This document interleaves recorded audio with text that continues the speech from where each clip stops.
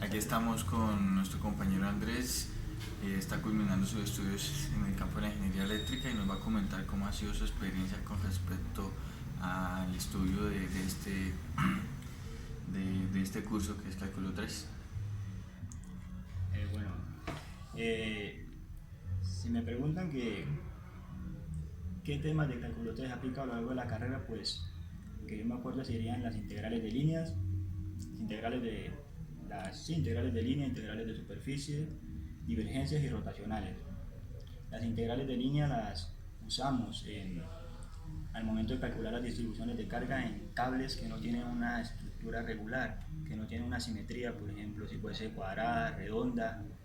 ¿Sí? Sería fácil hallar la distribución de carga, pero cuando tiene una estructura que no es uniforme, no es definida, se suelen emplear las integrales de línea. El otro son las integrales de superficie, que se usan para calcular las distribuciones, el campo eléctrico en conductores que son huecos. Para calcular el campo eléctrico en conductores que son macizos es de manera diferente porque el campo eléctrico está distribuido por todo el cuerpo. Por eso se dice que el campo eléctrico en un conductor hueco es cero.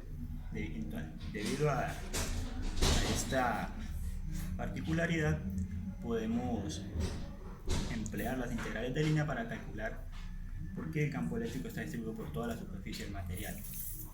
El otro tema serían las divergencias. Las divergencias se usan para explicar la ley de Gauss en forma diferencial, eh, en el que, digamos, la divergencia del campo eléctrico es proporcional a la densidad eléctrica. O también para explicar la inexistencia de los monopolos magnéticos, en el que por eso se dice que la divergencia del campo magnético es igual a cero, porque todas las líneas de campo que salen de la esfera, en este caso tomamos como ejemplo una esfera, que salen vuelven a entrar. Ese hecho nos basta para explicar la inexistencia de los monopolos magnéticos.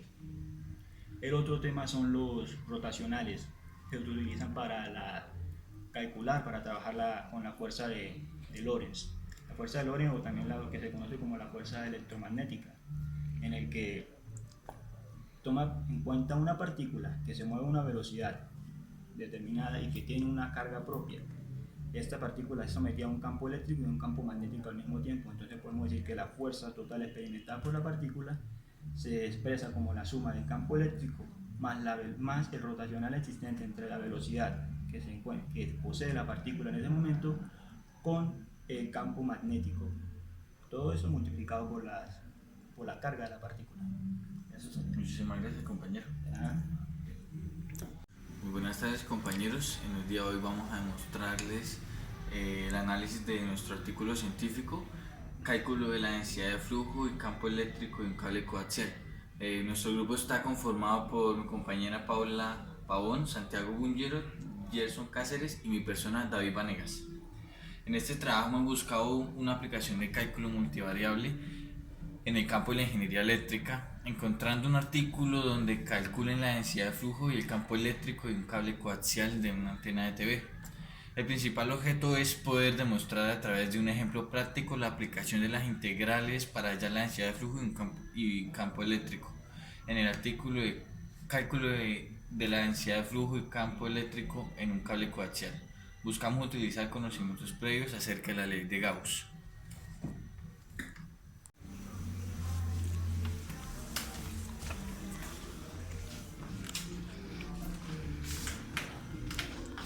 Bueno, primero tenemos que hablar de la ley de Gauss, la cual dice que es el flujo eléctrico total fuera de una superficie cerrada es igual a la carga encerrada dividida por la permitividad.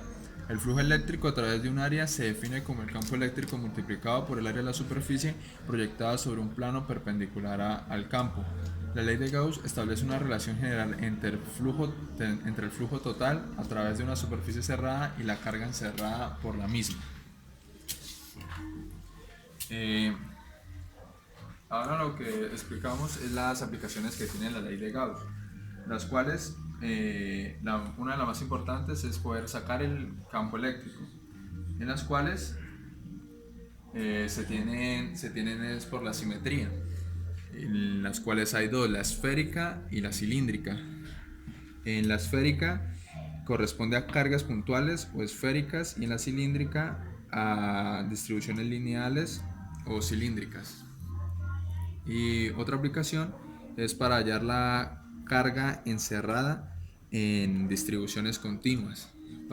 En estas están la distribución lineal, la distribución superficial y la distribución volumétrica. Bueno, para explicar la fórmula se tiene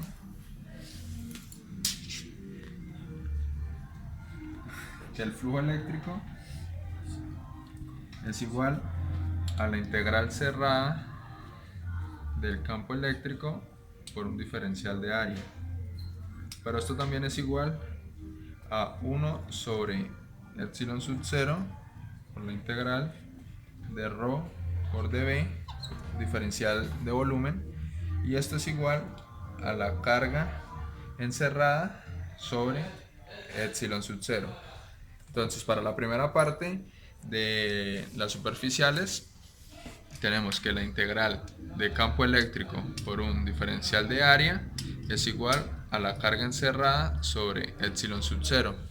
Entonces, de la integral sacamos el campo eléctrico y la integral del diferencial de área va a ser el área de lo que tengamos, por ejemplo una esfera, que es 4pi por r al cuadrado, y esto es igual a carga sobre epsilon sub 0. El epsilon sub 0 es la permitividad eléctrica.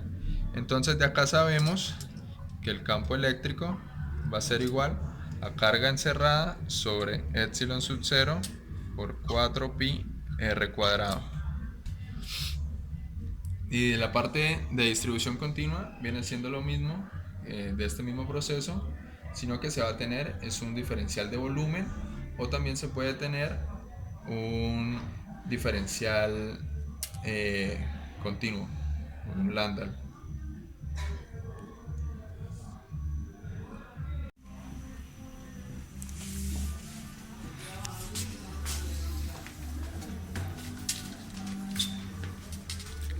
Yo les voy a hablar un poco sobre la densidad de flujo eléctrico en un cable coaxial. La densidad de flujo eléctrico D en un campo vectorial que pertenece a la clase de campos vectoriales de densidad de flujo y distinta de las clases campos de fuerza, en la que se incluye la intensidad del campo eléctrico E.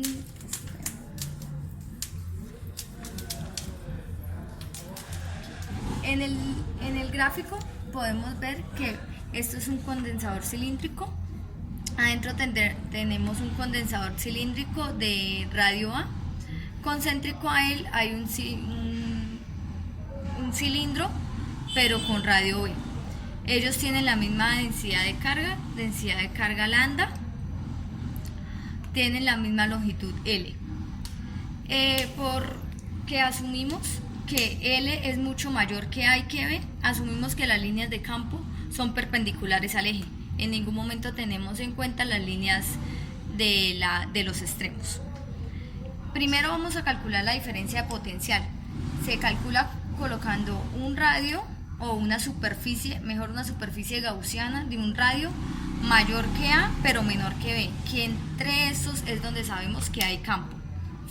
Ni fuera de B ni dentro de A podemos asumir en este momento que hay campo.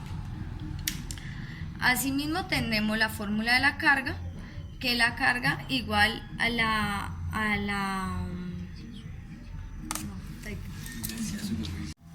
Asimismo tenemos que la carga es igual a la densidad de flujo superficial por 2pi por un radio, que ya lo habíamos dicho es mayor que A y menor que B, por la longitud. La carga total en una longitud del conductor la podemos expresar con esta integral. Vamos a resolverla paso a paso, que queda la carga es igual a la integral z empezando en 0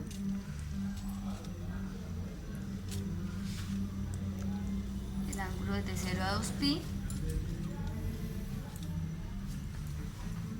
Acá la copiamos tal como está ahí. Bueno, entonces para explicarlo un poco, esta es más pequeña.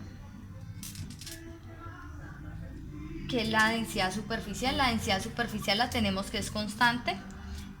El radio es constante, entonces nos quedaría la integral desde 0 hasta L, la integral desde 0 hasta 2pi, del diferencial del ángulo por el diferencial de z. Acá mismo nos da aquí la integral, o la integral desde 0 a L, de sigma evaluado entre 0 y 2pi por el de z. Ahí sí ya creo que es más fácil mirar ya la respuesta que teníamos allá, que es 2pi por A por L por la densidad superficial. Volviendo acá, tenemos que de lo cual se tiene que la densidad de flujo superficial es igual al radio A por la densidad superficial sobre el radio que se toma entre A y B. Asimismo, de esa misma fórmula sacamos que la densidad de flujo total es el radio A por su densidad superficial por el ángulo por A sub ρ. Que acuerden que el radio ρ está mayor que A y menor que B, que es en el momento donde tenemos campo. De acá ya podemos analizar que nos da esta formulita que llega, como vimos, es una de densidad lineal. ¿Por qué es de densidad lineal? Porque todas las líneas de flujo que salen del conductor pequeño entran al conductor grande, por decirlo así. Es decir, todas las positivas entran como negativas. Por eso en los dos conductores se va a tener la misma carga. De ahí se saca la fórmula del campo, que es dentro de entre A y B, que nos da la densidad lineal sobre 2pi por epsilon sub 0 por el radio que tomemos en ese caso.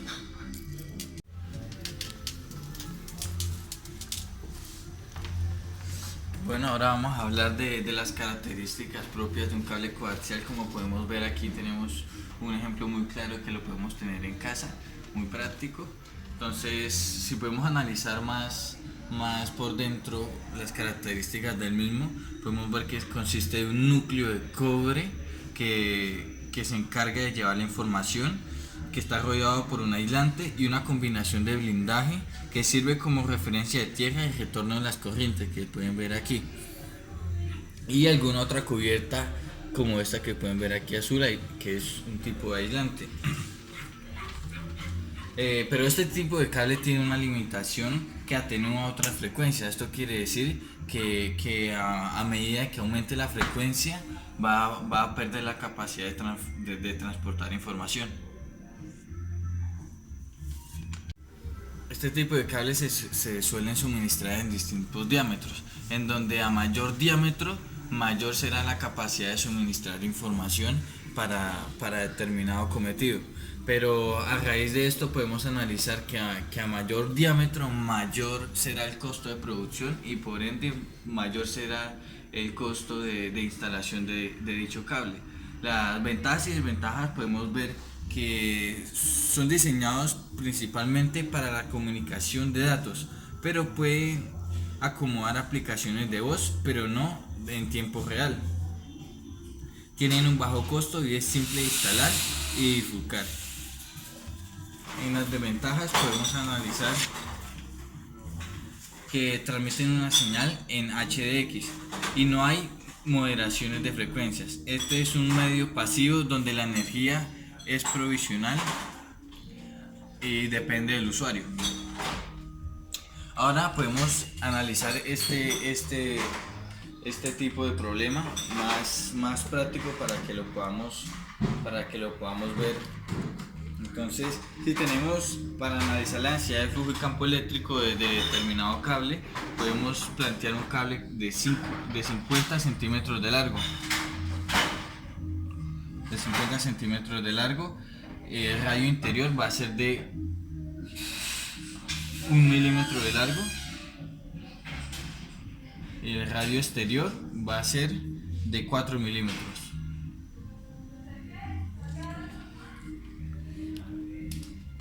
Entre ellos hay un espejo de conductores que entre ellos hay una delgada capa de aire. La carga del conductor interior es de 30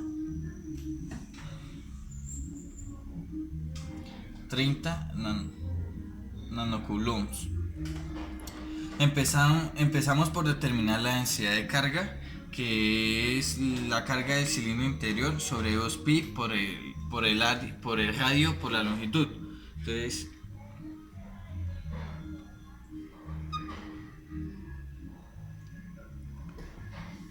la carga del cilindro interior sobre 2pi por el radio por la longitud. Entonces podemos ver que 30 por 10 a la menos 9 coulombs sobre 2pi por 10 a la menos 3 por 0.5, que es la longitud de nuestro cable. Si calculamos esto, nos daría 9.55 microcoulombs sobre metro cuadrado.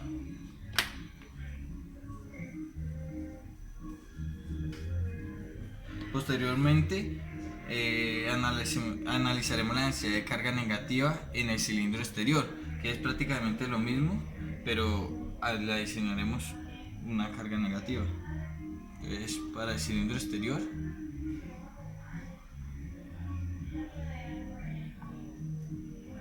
sobre 2pi por el radio exterior por la longitud, que va a ser menos 30 por 10 a la menos 9 coulombs sobre 2pi por 4 por 10 a la menos 3 por 0.5, que es nuestra longitud del cable.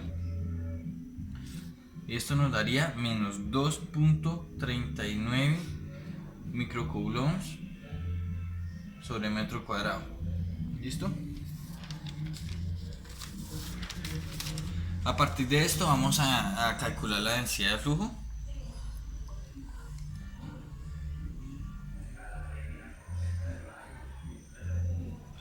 Que esta sería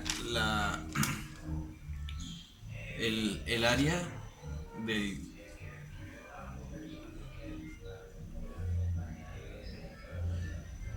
que sería el área de la densidad superficial, el área por la densidad superficial. Entonces sería 10 a la menos 3 por el valor que hallamos hace un momento, 9.55 por 10 a la menos 6 sobre el radio dado, que como decía nuestra compañera hace un momento, va a ser va a ser mayor que el radio A, menor y menor que el radio exterior. Entonces esto nos daría 9.55 nanocoulombs sobre metro cuadrado sobre el radio dado. Para el radio, para la densidad de flujo en la parte exterior del cable,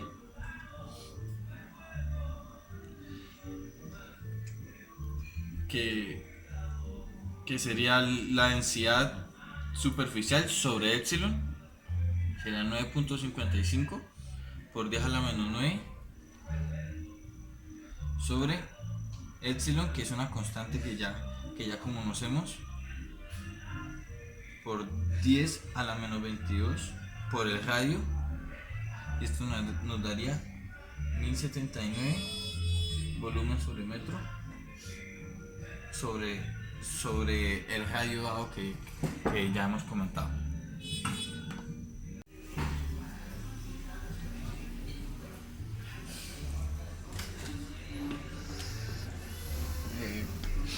Como decía mi compañero anteriormente, una de las ventajas que tiene el cable coaxial es su bajo precio.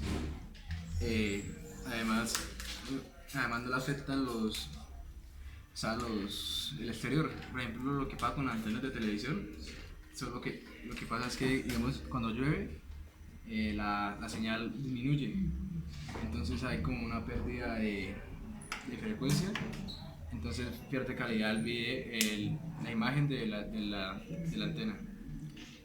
Ahora les voy a hablar sobre la jaula de Faraday. Para eso tengo que volver a mencionar lo que dicen mis compañeros, que era la ley de Gauss, que dice que el flujo del campo es igual a la integral cerrada por el campo eléctrico producto punto por el diferencial de área. Pero como esto es una superficie cerrada, esto va a dar cero. Además, esto nos dice que esto es igual a la carga encerrada sobre epsilon sub 0. Pero como en una jaula de Faraday no hay carga encerrada, esto nos va a dar cero.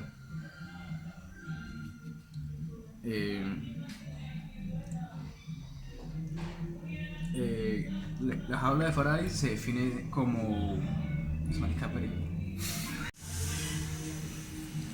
Bueno, como venía diciendo, la jaula de Faraday se define como una superficie cerrada, la cual el campo eléctrico interior da cero. Por eso es que digamos, en los ascensores, cuando uno hablando por celular y entra, se cae la señal. Porque, ¿qué es una señal? La señal es como un campo eléctrico, podría decirse así, una onda en un campo eléctrico. Al momento de entrar, el campo eléctrico va a ser cero. Otros ejemplos serían cuando uno va en un automóvil y le cae un rayo encima. El campo eléctrico dentro del carro es cero. Entonces por eso no hay daño de los ocupantes. Pasa lo mismo con el avión. Tengo preparado aquí un ejemplo sobre la jaula de Faraday, la cual voy a usar una superficie conductora y voy a buscar aquí el radio, lo cual es una señal electromagnética que define como un campo eléctrico. Al momento de introducirla dentro del material conductor, el campo eléctrico adentro va a ser cero. Al ser cero no va a haber señal de radio. Por ejemplo, aquí ya está sonando, hay una señal, está recibiendo una señal. En el momento de introducirlo adentro del material conductor, o sea, la jaula de Faraday, la señal disminuye, o sea, el campo eléctrico dentro de la jaula de Faraday será cero. Bueno, eso sería...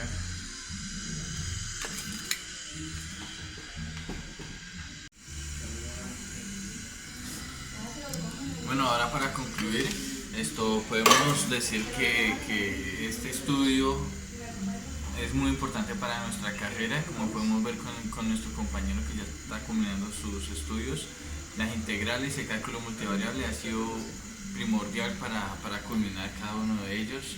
Para la ley de Gauss es primordial conocer cada una de estas aplicaciones, ya que hace más fácil el análisis tanto matemático como práctico de cada uno de estos procesos que son primordiales para diversos análisis de nuestra carrera y diversos procesos que son primordiales para nosotros. Entonces podemos concluir que ha sido de gran importancia este análisis de este artículo, y dándole muchas gracias a todos los que pudieron colaborarnos con dicho análisis.